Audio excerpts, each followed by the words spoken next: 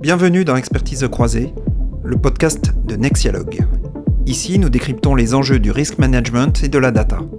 Que vous soyez professionnel de la finance et des données, étudiant ou simplement passionné, vous êtes au bon endroit. Bonjour, nous accueillons aujourd'hui Bruno Loureiro. Bruno, bonjour. Bonjour Vivien. Bruno, tu es chercheur au CNRS et à l'École normale supérieure. Tu es également professeur attaché à PSL. Est-ce que déjà tu pourrais revenir un petit peu sur ton parcours, te présenter également tes axes de recherche et peut-être un de tes résultats? Alors déjà, merci beaucoup pour l'invitation, je suis content d'être là. Alors moi, je suis physicien de background.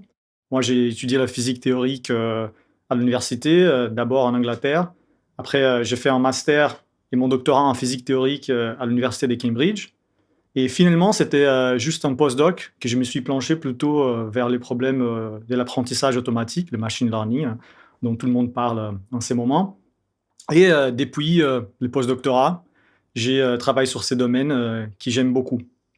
Alors, après, j'ai fait un postdoctorat à Paris, ici à l'Institut de physique théorique, l'IPHT. Après, un deuxième postdoctorat à l'École polytechnique fédérale de Lausanne, l'EPFL. Et finalement, je rentre en France en tant que chercheur CNRS et prof attaché à PSL.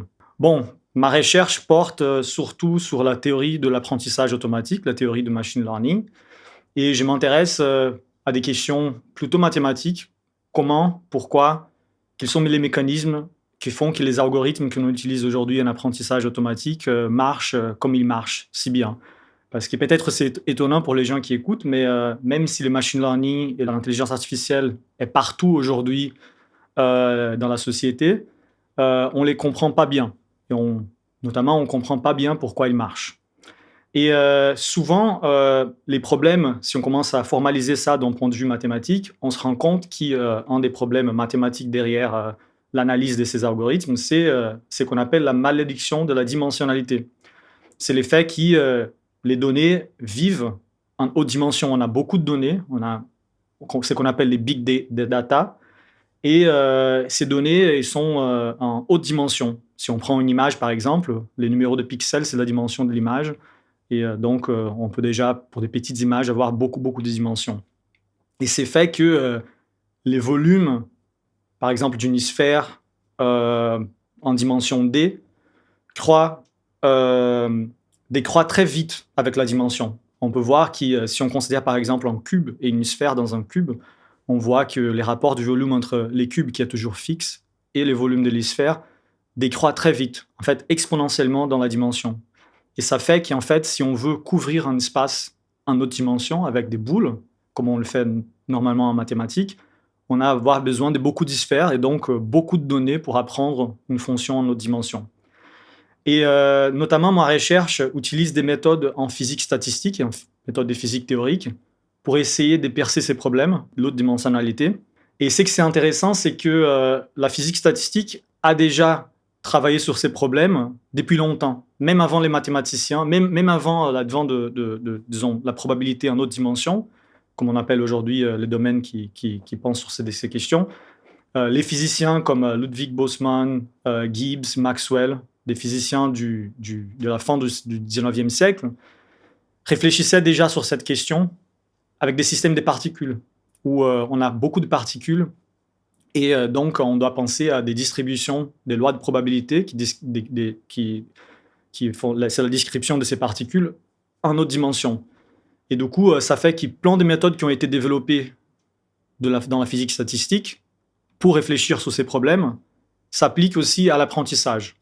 Et du coup, avec ce background en physique théorique, j'essaye d'utiliser ces méthodes qui ont été développées en physique statistique, notamment pour comprendre comment gérer les probabilités en haute dimension qui sont derrière les problèmes de l'apprentissage automatique. Donc si je comprends bien, c'est un peu un retour d'ascenseur, c'est-à-dire que les physiciens de l'époque, les grands génies du 19e siècle, ont développé même les statistiques et les probabilités pour résoudre les problèmes de physique, et désormais, ce sont les physiciens, comme toi, par exemple, toi qui as rejoint les équipes de Stéphane Malat à l'École normale, qui viennent donner un coup de main pour mieux comprendre ces systèmes de réseaux de neurones. C'est bien cela? Oui, oui, c'est exactement ça.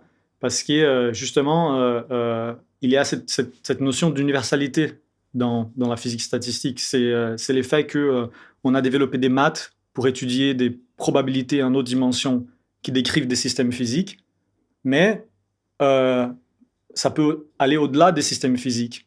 C'est l'étude des probabilités en autre dimension, ça peut être des probabilités en biologie, des probabilités en apprentissage, des probabilités de n'importe quel domaine. Et donc les outils mathématiques, ils sont agnostiques par rapport au fait que ça soit de la physique, de la biologie, de l'apprentissage, ce sont les mêmes outils qui s'appliquent dans tous ces domaines. Et donc il y a une grande opportunité d'utiliser ces méthodes qui, faut le dire, c'est pas l'approche canonique euh, dans la théorie de l'apprentissage.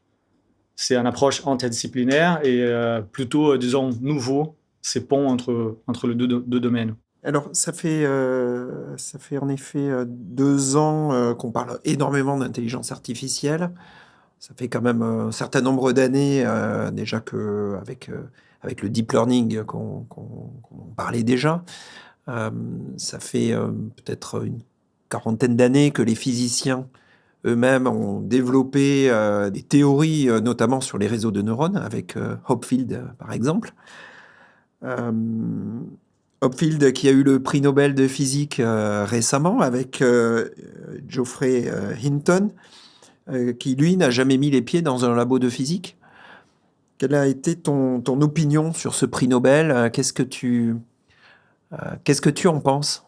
Alors, je pense que j'ai beaucoup de choses à dire là-dessus, mais je vais commencer déjà pour dire que je suis très content de ces prix Nobel. Je pense que c'est une très bonne nouvelle, notamment pour les gens dans ma communauté qui travaillent sur cet aspect interdisciplinaire.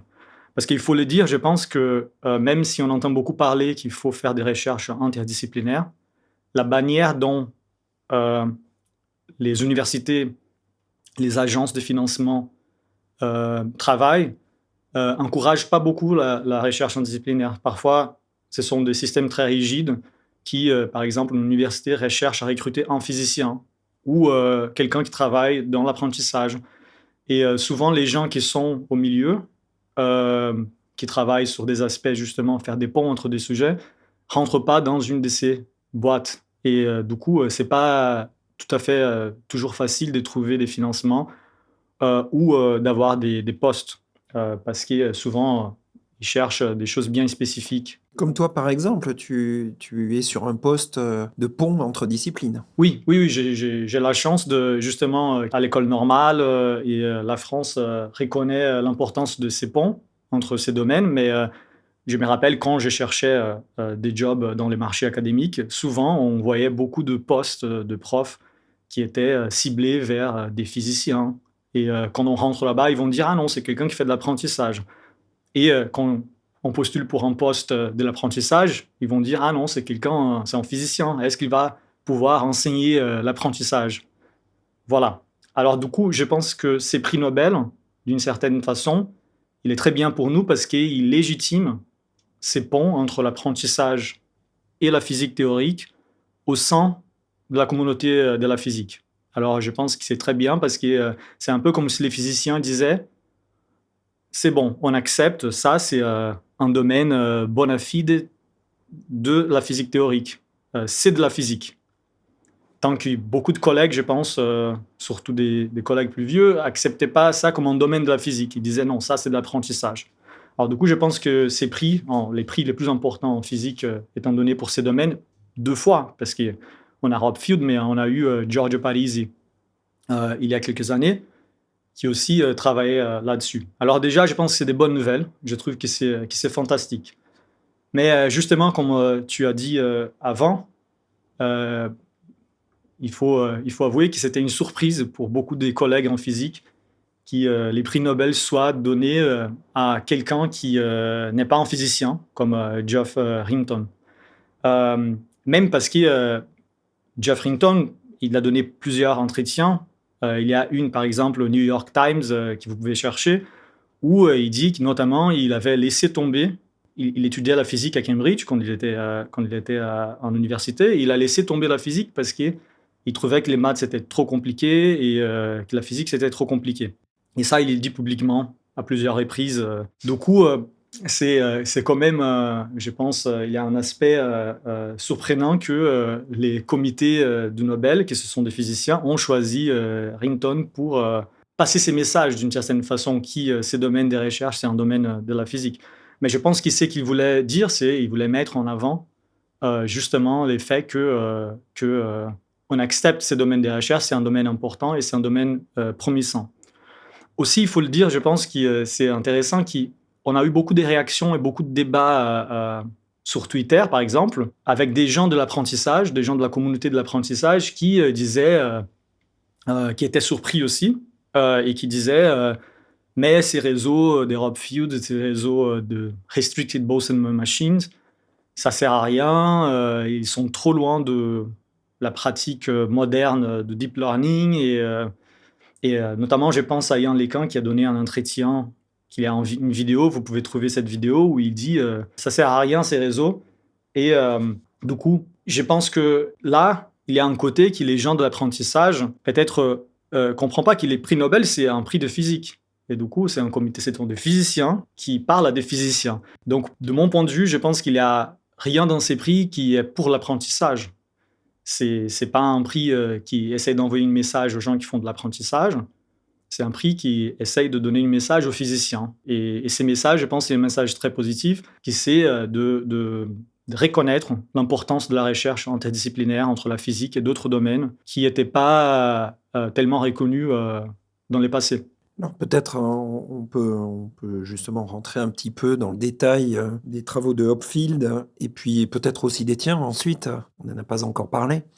Donc Hopfield, lui, a calculé la quantité d'informations maximale qui peut être contenue dans un réseau de neurones. Est-ce que déjà tu peux commencer par nous expliquer ce résultat obtenu par Hopfield au début des années 80 et puis toi, à titre personnel, quelles sont tes sources d'inspiration pour tes travaux? Quels sont tes principaux résultats? Alors, Hopfield, il était intéressé à des modèles de cerveau.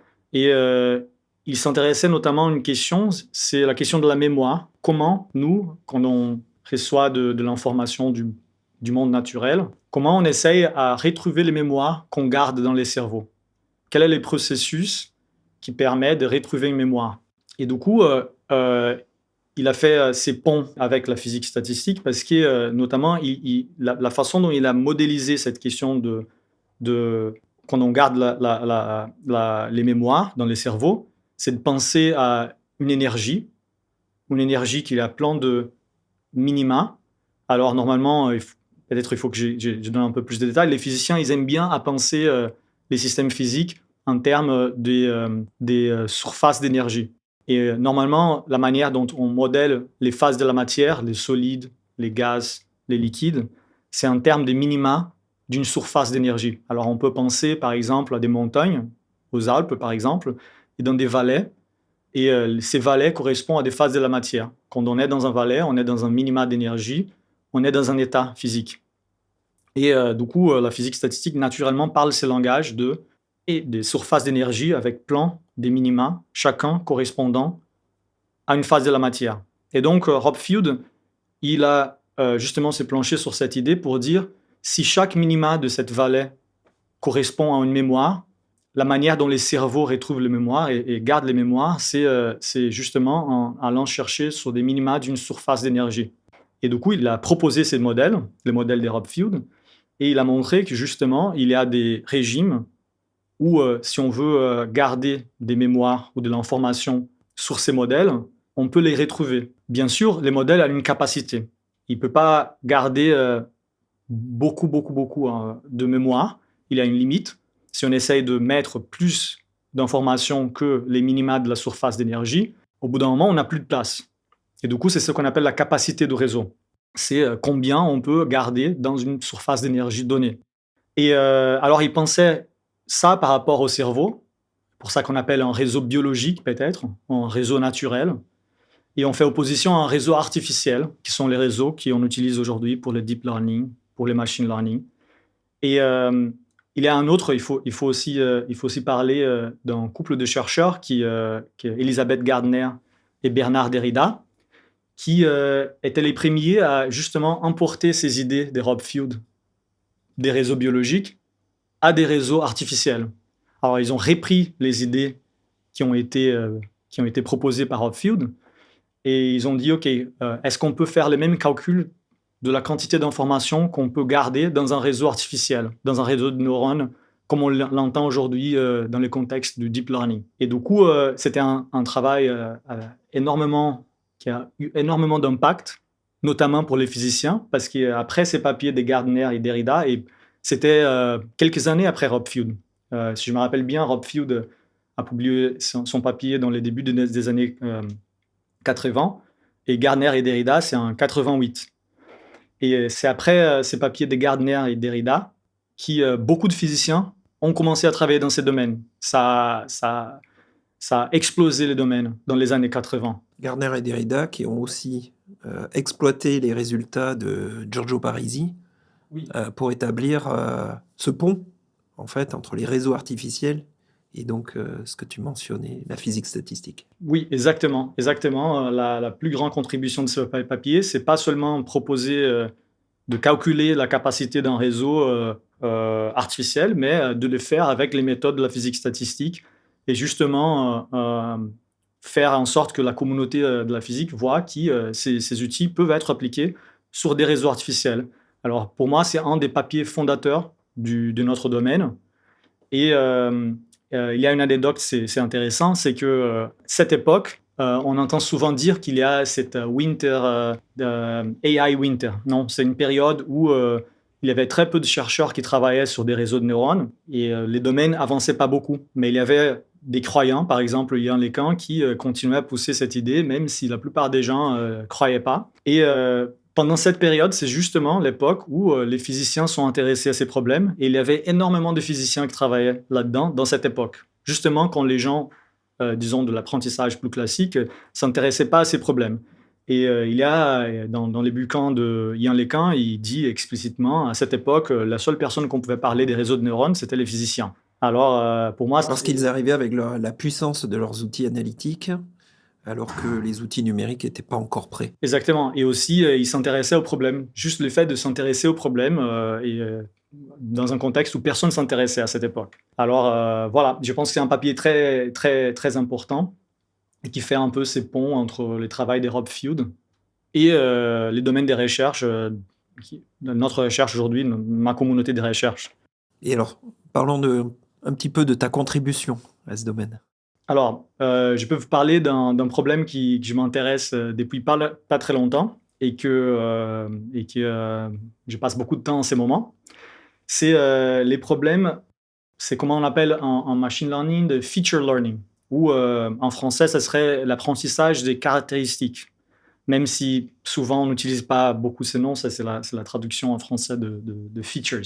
Alors, si vous sortez dans la rue et vous demandez à quelqu'un pourquoi les réseaux de neurones fonctionnent bien, si la personne connaît un petit peu les domaines, il va dire que bon, la raison pour laquelle ces réseaux fonctionnent bien, c'est le fait qu'ils s'adaptent aux données.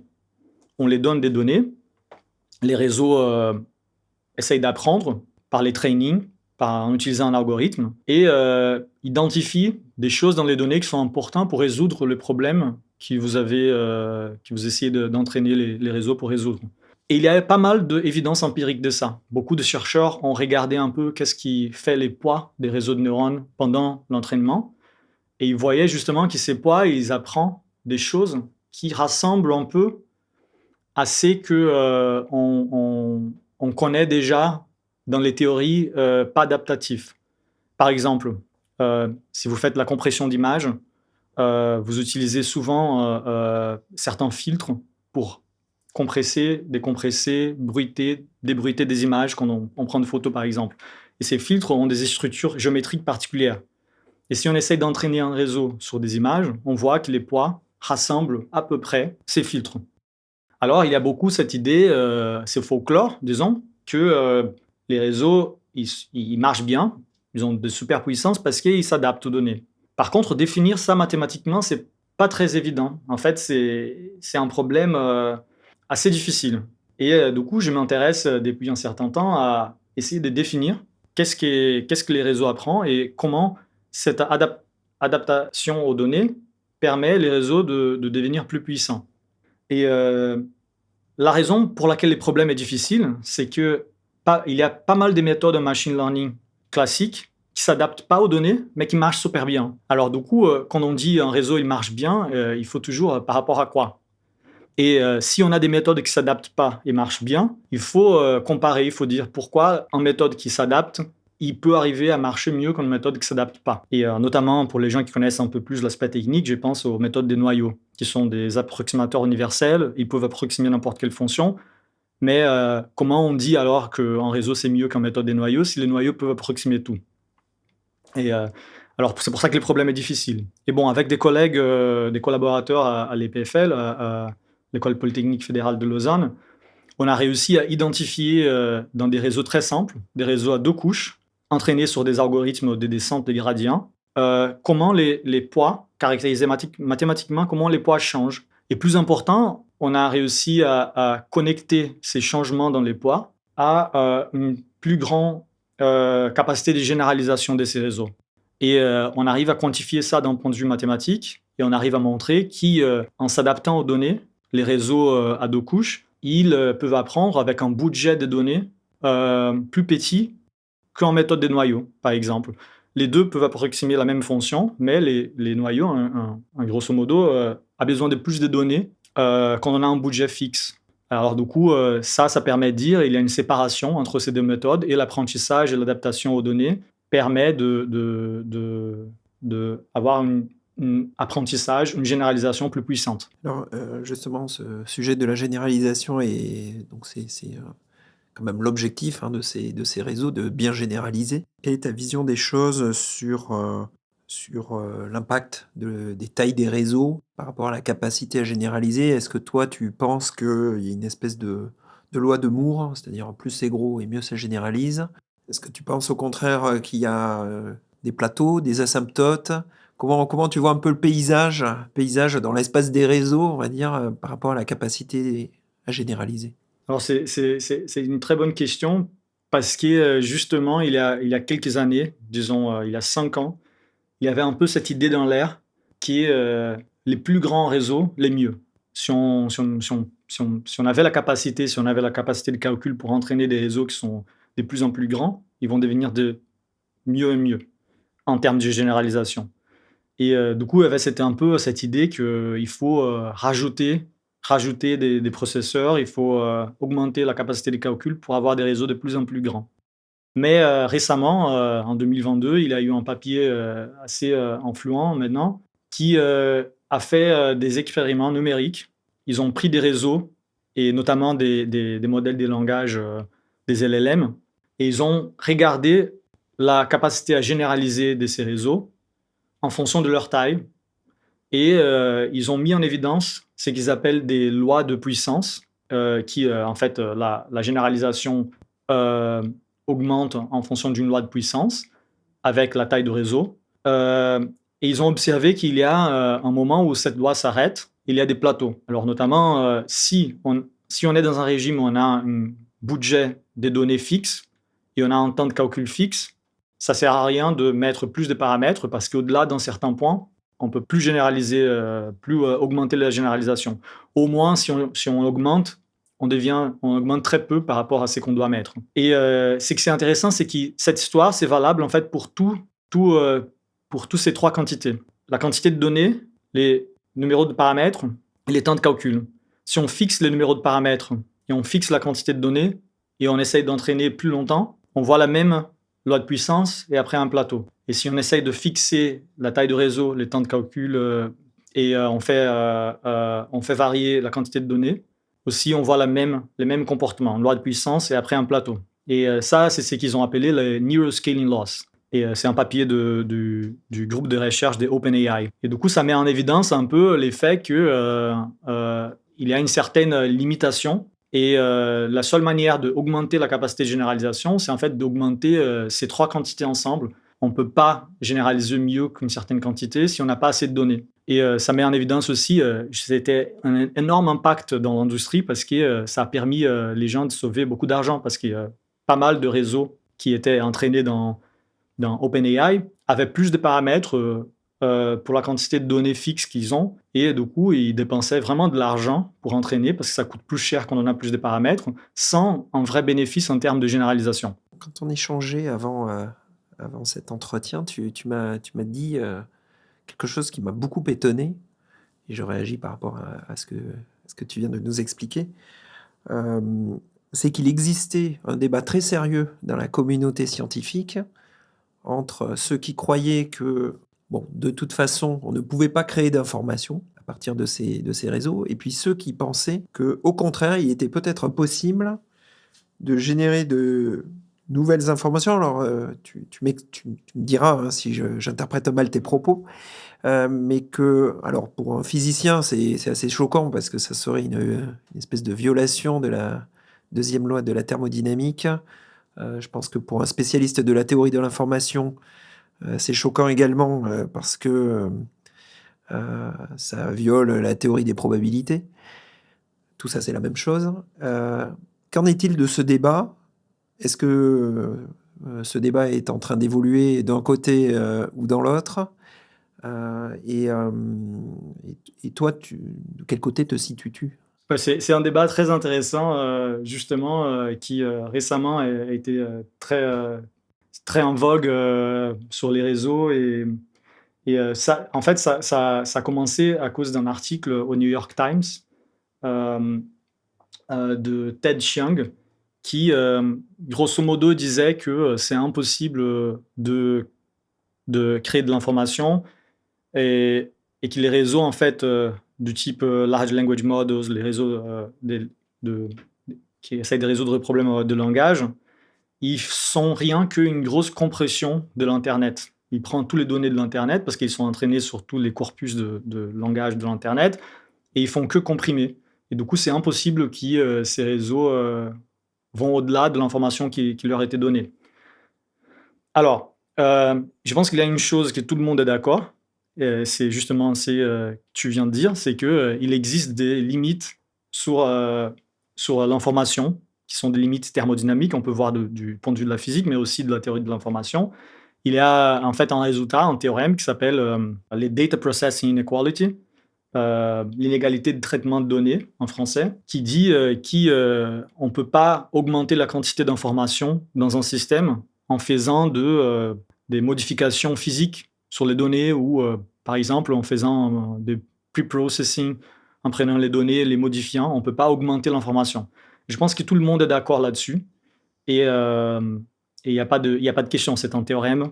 Si les conditions du théorème sont satisfaites, c'est vrai. Je pense que les débats se situent plutôt sur si les Large Language Models, si les LLM, ils sont dans un régime où vraiment ils sont en train d'exploiter de manière optimale l'information qui les a été donnée.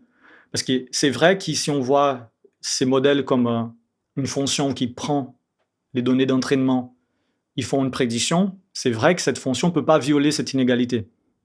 Mais la question est elle n'est pas en train d'exploiter cette information de manière optimale, et du coup, elle est dans un régime où elle n'est pas du tout dans le même régime, par exemple, quand on fait un problème de compression ou de débruitage, où vraiment on est en train d'essayer de récupérer l'image qu'on a mis exactement comme on l'a mis. Comme par exemple, j'ai en tête la compression JPEG. Quand on essaye de comprimer une image, on ne peut pas les décompresser et avoir la même image. Même si pour les yeux humains, c'est de bonne On ne peut qualité. pas revenir en arrière. On ne peut pas revenir en arrière. Si on perd de l'information, on perd de l'information. Mais quand on est en train de faire la compression d'image, on est en train d'essayer de récupérer l'image exacte avec les plus d'informations possibles de ce qu'on a mis. Je pense qu'il y a pas mal de gens dans la communauté qui ont mis en avant les faits que les LLM, ils ne sont pas en train de faire ça. Ils ne sont pas en train de récupérer les textes qui leur a été donné, les décompresser exactement comme on les a mis. Il est plutôt en train d'essayer de chercher des abstractions, des espaces latents dans les données pour pouvoir généraliser.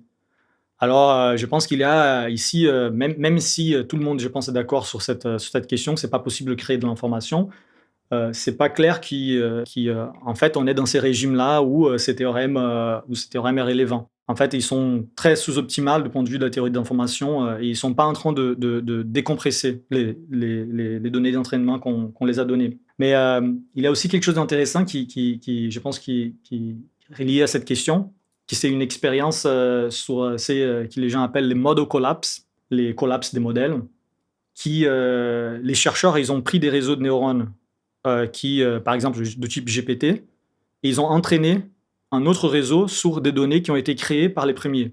Et ils ont itéré ça en boucle. Alors, ils ont fait 4, 5, 6 fois. Et ils voient qu'au bout d'un moment, si on n'utilise que des données synthétiques qui viennent d'un réseau donné, au bout d'un moment, la performance collapse. C'est pour ça qu'ils appellent les collapses des modèles. Et ça met en avant justement ce phénomène qui, souvent, on appelle en informatique garbage in, garbage out, qui, si on utilise que des données synthétiques qui ont été générées par un modèle, on ne peut pas augmenter la performance du réseau. On perd toujours en performance. Et au-delà de quelques itérations de ça, les réseaux collapsent complètement. Alors, c'est une manifestation de ces phénomènes, c'est lié à cette question. Mais bon, aujourd'hui, la manière dont c'est fait à l'entraînement, c'est pas du tout de prendre que du texte qui a été généré par certains réseaux. On a beaucoup d'informations fraîches, disons, disponibles, et on les mélange un peu avec des données synthétiques, et on voit que si on mélange avec un peu de données synthétiques, en fait, ça aide. Ça aide à régulariser les réseaux. Écoute Bruno, merci pour tous ces éclairages. Modèle collapse, théorie de l'information, physique statistique. Tu nous as emmenés dans un monde totalement nouveau et absolument passionnant. Ce qui est passionnant, c'est de voir comment les physiciens, avec leurs techniques analytiques, collaborent avec les informaticiens, les spécialistes du machine learning pour mieux comprendre et en conséquence, obtenir des résultats tout à fait concrets sur l'utilisation plus optimale de ces modèles, peut-être leur structuration, et en tout cas l'utilisation aussi plus optimale des ressources, notamment les ressources en calcul. Merci Bruno pour cet éclairage et bonne chance pour la suite de tes recherches. Merci beaucoup, Vivien. C'était mon plaisir de discuter avec toi aujourd'hui. Merci encore pour l'invitation. Et à la prochaine.